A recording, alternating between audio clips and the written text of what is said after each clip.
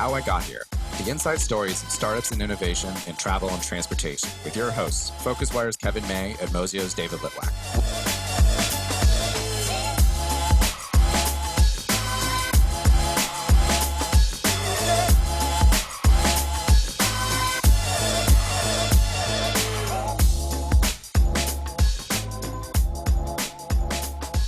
Hello there and welcome to another episode of How I Got Here. That's PhocusWire and Mozio's weekly podcast where we interview the innovators and entrepreneurs in travel, tourism and hospitality and ground transportation.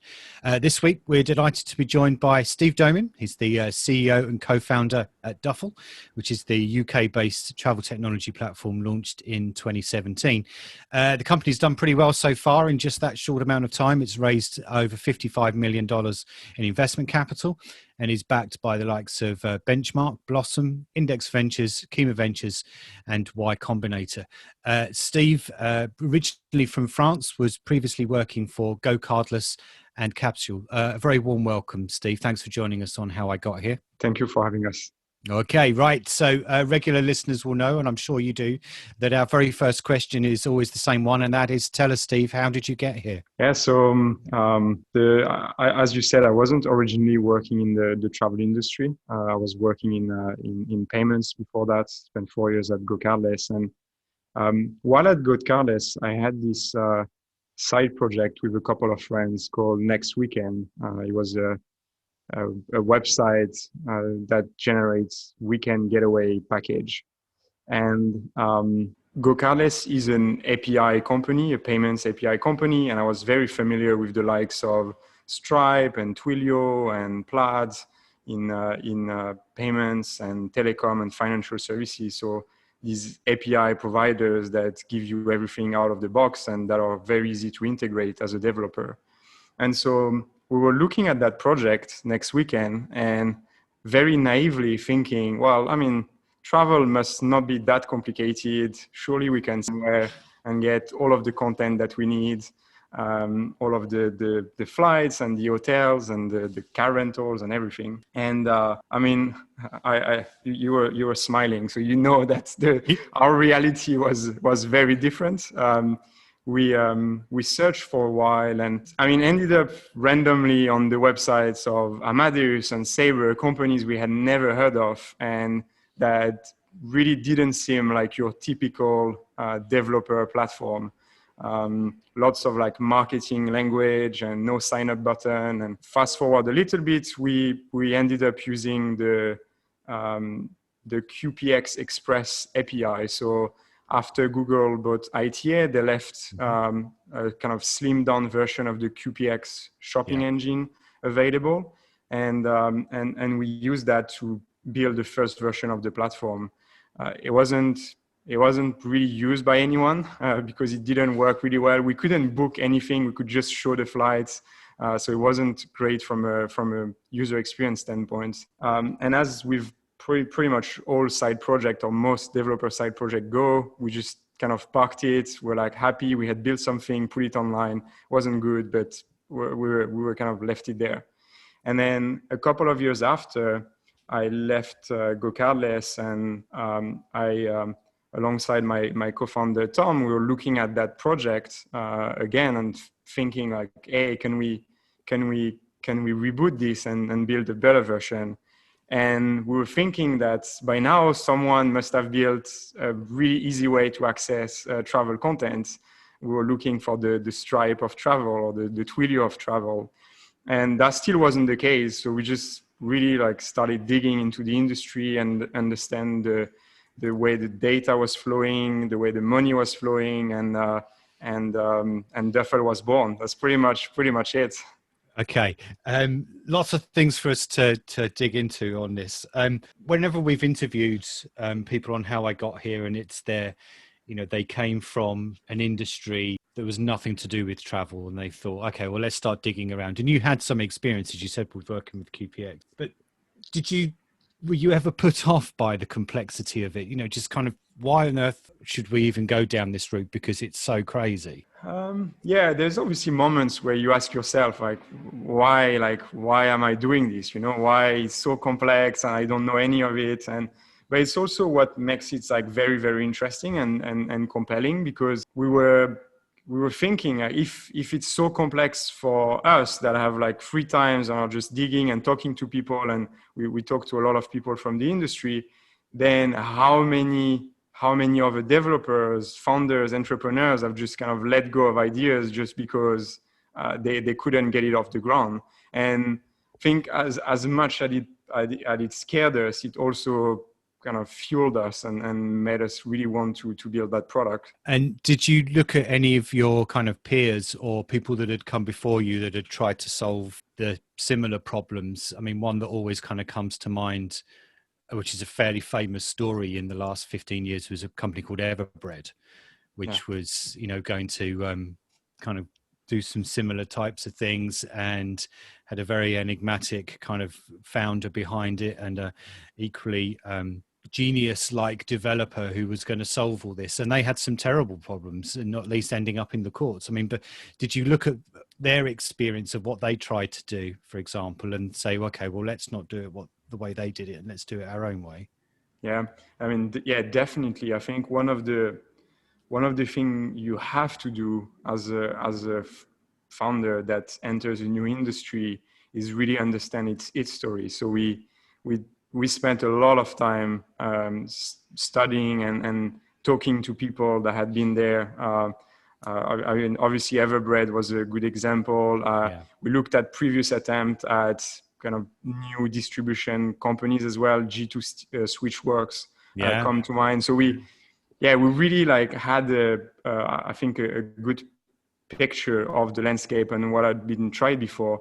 But at the same time, I think you still need that naivety that you can do it. Like it didn't work for X and Y reason, but now is the time. And I mean, initially, a lot of people that we were talking to in the industry, they were like supportive of the idea, but very dismissive that we would get anywhere with it. They were like, "Oh, this would be amazing," and people have tried that, but like it's very difficult. You're probably not going to manage to do it. And arguably, we still haven't proved that we could, but we're much further along. Just before David chimes in here, I mean, just for listeners who may not remember, I mean, G2 Switchworks was one of what they were called mini GDS or Genies, which was the mid to late 2000. And ironically, it was ended up bought by Travelport, which is one of the very companies that you're seeking to disrupt. Anyway, David, sorry. I want to delve a little bit into kind of what you just said there. Like, you learn from these past guys, what changed? What are you doing differently? And like, I think that, like, and I alluded to this before we jumped on the call here, like what you're doing is kind of what a lot of people have, they've had hate dreams about GDSs in our industry, and they, about, unseating them somehow, but there's a reason why Amadeus, Travelport, and Sabre are still around. Clearly you've figured out some degree of success here. What was your angle? What was your wedge? What did you understand that Everbread, all these other guys did not, about how you make this happen? Or was it simply timing? Yeah, I mean, I think timing plays a huge role in the success that we've had so far. To your question, there's like two elements that really pop up for me. One is obviously like NDC was a massive enabler for us. So the new distribution capability, the new standard for accessing airline content, that's, like there was this industry push, there was this desire from the airlines to kind of redistribute the cards and do things differently. And that provided a lot of momentum. The second aspect that I guess is comes from Duffel and comes from our approach to that market is my understanding of all of the past attempts at doing that is that they're very airline centric, in the sense that they start with what the airline wants and what has existed before and the way the GDS works. And what we did with Duffel is obviously like NDC was on the way, and so what the airlines wanted was very important, but we really took a merchant, a seller-centric approach to how we were building the product. And that was rooted in our experience. We wanted to build a product that developers and entrepreneurs want to use, and we just looked at all of the hurdles that stood in the way of making it very easy. And I think that just meant that we approached the product in a very different way and had that developer centricity and the Duffel content offering that we've announced like very recently. There's a few aspects that made it very different. It's funny. I've encountered something similar with Mozio in the ground transportation world. We had a lot of competitors who were very supplier centric as well. They wanted to do what the limo company wanted, and we wanted to do what the TMC or the OTA wanted. What we found though is that those limo companies were not going down without a fight, and they did not understand the benefit of potentially being part of a system like ours. I imagine what I experienced with limo companies must be times 10 with airlines. There's a couple carriers per nation if you're lucky, versus there being 50 limo companies per city. I had a lot more negotiating levers than you did. I'm still kind of sitting here going like, how like how did you guys get these guys to come around? And it seems to me just like being, saying you're going to be customer centric is a good thing. And I was curious how you pulled it off. Yeah, I think it's all a lot of the work that we've done is showing that actually that seller merchant centricity wasn't in opposition with what the airlines wanted. And so again, like going back to what was happening in the industry and NDC, and like the airlines wanted to retail their product, they wanted to sell more ancillaries, they wanted more self-service flows, and we were saying essentially, look, the sellers want to do that as well. They want to have nice APIs that they can integrate quickly in order to build these flows. So there is no tension, or at least the tension that's there doesn't need to be there. And a lot of what Duffel does is removing the friction in like between these two parties and saying you actually want the same thing. So how do we make that transaction more efficient? How do we make it happen? I don't know if that answers your question. I'm happy to. Yeah. Like we'll keep on sussing it out. But Kevin, I've got something I want to ask you, Steve, and that is often when you talk to startup founders who've got a great idea and they've got some kind of proof of concept, but they're really coming in at something like an ecosystem like airline distribution that has so much legacy and so much traditional historic relationships, right? How do you, and this is great for all the founders that are listening here, how do you actually, or how did you manage to get a phone call with an airline distribution person? Just that it seems like a really minor detail. Once you've got them on the phone, you can tell them and you can blow them away about your product and the customer centricity of it, and it's all brilliant. But actually literally getting someone to listen to you in the first place, how do you do that, given that there are many startups that always want to work with airlines, for example? Yeah, I think here the key is that these large organizations, they are composed of many small teams and people at the end of the day that need to get a job done. And I think a lot of the work as a founder is to kind of break down these big companies when you need to work with them and figure out who needs what. And at the time where we did Duffel, there was the distribution team and the NDC teams, and there was this big push for more momentum in the NDC space. So while we were just an idea at the time, we, in a way, like we were playing into what someone in British Airways or what Americans was trying to achieve. So we were kind of navigating in their currents, and that helps tremendously. I think if you're trying to do something that no one in the organization really wants to do, it makes things a lot more difficult. So again, like NDC was a big enabler here. And I mean, to be fair, we were very, very lucky in that, and hats off to the team at American Airlines. I think we owe them a lot. They jumped on board very quickly, and they've been a fantastic partner since the beginning of the company. And They kind of took the chance. And then, like it's an industry where once you have one, it really helps with the others. Well, so that's actually what I wanted to ask you about. Funny enough, I got an email a few days ago from a guy named Andrew Chen, who's the board member at Clubhouse, and he's writing a book apparently called The Cold Start Problem, and it's about how do you cold start these kind of marketplaces, and specifically Clubhouse being the biggest example of this. But I imagine you had a pretty hard cold start problem. So maybe you can detail who was the first domino to fall when it came to who was the either the airline or the person who believed in you first. Yeah, I mean, 100% American Airlines for us. We reached out cold to the NDC distribution team, saying what we were trying to build, and after a couple of back and forth and a few weeks of just talking and explaining the product,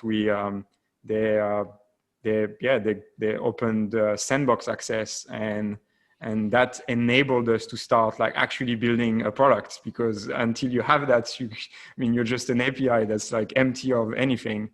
And that was massively helpful. And then we were talking to British Airways at the time, and obviously the ties between British Airways and American are quite strong. So while I don't know what happened in the background, I mean, like shortly after after American Airlines give us access, we also got British Airways, and then you just build momentum. Was just sandbox initially. Took us about a year to go to production with American after that, and things have gone much quicker since then. Now we have a much faster turnaround there. So along those lines, so they exposed their sandbox to you. You got things going.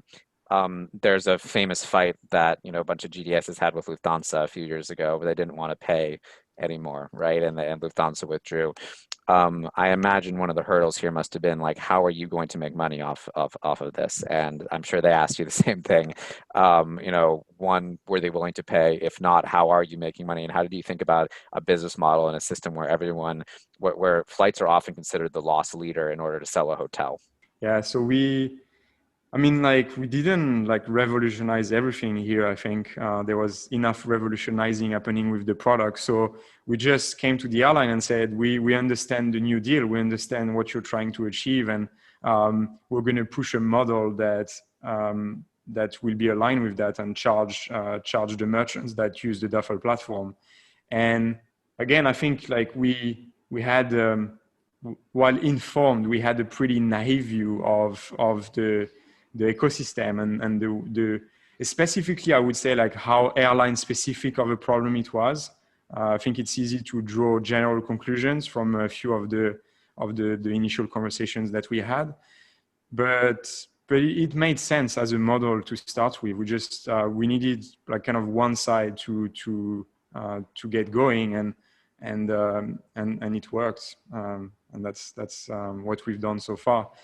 It wasn't so much of an issue because, again, going back to the initial thesis of Duffel, obviously the larger and more traditional travel agents, they have a model today with the GDS that works, but we weren't targeting these guys. We were targeting the agencies or the sellers, like to be more generic, that wouldn't even dream of selling flights just because they look at the GDS and the complexity and ticketing authority and airline partnership, and they're just like, I don't want to do that. And the fact that they had to pay for access to the API wasn't such an issue. Who are those people, out of curiosity, those clients? So who would your target demographic be, if not the traditional guys or Expedia? Who? So part of our thesis is that it's so hard to access travel inventory today that there is a whole category of potential sellers for travel products that don't do it because it's just too complex and there's too much knowledge. So, like more traditional e-commerce players, like imagine like integrations with Shopify in the future, or selling directly from Instagram, or Uber upselling you on ancillaries, or we've talked to banks, especially neobanks that want to offer loyalty programs. I guess a long tail of players that we think would want to sell travel products but can't really do it today because it's too complex. Interestingly, as I guess these things always develop, we still 100% believe in that. COVID has definitely slowed the momentum around that, although we're still seeing some people interested in doing it, but it's slower. And we've also been working a lot with new startups in the travel space. So they are facing the same hurdles of understanding the industry and how to access content. But they are doing something more traditional. So OTAs, tour operators, corporate booking tool, just a crop of new players. Steve, do you think you could have created Duffel and had the momentum that you've had with Duffel if the drive towards NDC hadn't happened? It would have been very difficult. I think if you ask me today, knowing, or at least the product in its current incarnation, I think would have been very, very hard. The only way we would have made it happen was by just going to one of the GDS and build that new API on top of the GDS. But I think it would have been less relevant in a way in the long run. So short answer, probably not. Yeah. Okay. Just to change gears a little bit, I've asked you this before, Steve, and I think it's really interesting. And I position this purely as I was a very frustrated journalist for a little while because there were lots of people talking about Duffel and no one really knew what you were trying to do other than those that you had pitched the product to. And us in the press were just hearing about this hot new startup, and you deliberately took this kind of stealth mode where you didn't really tell anybody about it. And then you raised some money and people still didn't know what the hell was going on. And I just thought, again, from a journalist perspective, that was just an interesting tactic and almost very different to perhaps what the traditional travel startup kind of marketing and publicity thing is, which is to tell everybody about every minutiae of whatever you're doing all the time. And I just wondered if you could share with our listeners why you took that approach, which was to do everything as quietly as you could for quite some considerable time. I mean, we fantastic investor at Duffel, Michael Moritz, and he once told me very early on that one of the biggest advantage that startup have is speed and stealth. And that was definitely, I guess, as you experience yourself, a big part of our strategy for a long time. There was a lot of momentum around NDC, but not so much. We couldn't see anyone that was really trying to do what we were doing. And so our strategy was just like, let's not tell anyone what we're doing and go as fast as possible in building it so that we can build a kind of competitive advantage and just be ahead of the market. There is a fine line in when you go out of stealth. Like there is like diminishing returns after a while because you can't talk about your product. It makes hiring much more difficult because you are not just like talking about. And so there was always this question coming back up. I was like, oh, when do we exit stealth? Like when is the moment where we stop? And we probably pushed it a bit too far, I think I would say retrospectively. I completely agree. Yeah. And I mean, just related to this then, I'm just looking at when your investment rounds came in. So forgive me if these are wrong, they're from Crunchbase. August 2018 was the first one of around 5 million. Then you had about just under a year later of 22 million thereabouts. And then about 6 months after that was the big one at 30. What led to that jump between the seed round of 5 and the Series A of 22? Was that just that you were able to prove the story of what Duffel was all about, or were you already in kind of growth mode and needed quite considerable more, 4 times as much money for the Series A? I mean, it was a bit of both.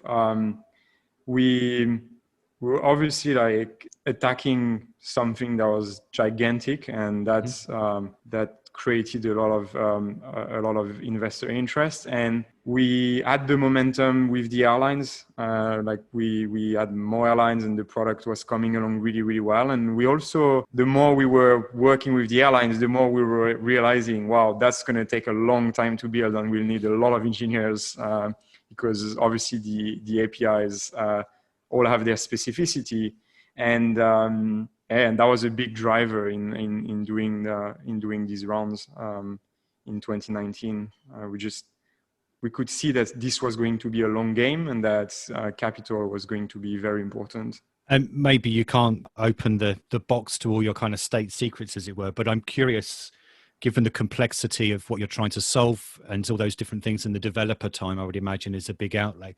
How do you arrive on a figure like 22 and then more recently 30 million? Is that something that you dictate to the investor, or the investor dictates to you? I mean, this is really interesting for our kind of founder listeners here. How do you kind of come up with a figure? Yeah, I mean, it's a conversation. It's a back and forth. There's like several, I guess, parameters to the conversation. One is the plan that you've laid out, but as we all know, a plan can be dialed up and down. So it's I think there's like several elements to it.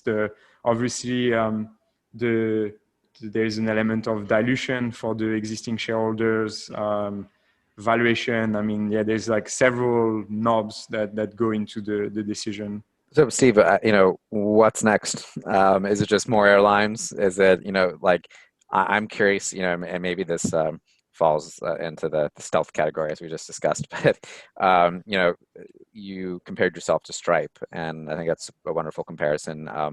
There were tons of players before Stripe, but you're right in that, if in the way you said you've religiously focused on customer kind of centric stuff versus the, in their case, the payment providers, and in your case, the airlines, just making it super, super easy. Some of the stuff, they added was, really easy to incorporate, company. They've added all these features, bells and whistles to basically, ensnare you and keep you there. And I remember when Mozio first started, we had various points considered switching to Braintree for lower fees, and we haven't had that conversation in about 5 years. So I imagine there's got to be some interesting stuff on your product portfolio, and I'm curious if it's things other than airlines. Are you planning on moving into hotels or anything like that, or if it's doubling down on airlines, and what features are you considering launching next? Yeah. So on the airline side, we still have a ton to do. We're just working on one of the most requested feature at the moment around changes and enabling like self-serve changing flight change flows.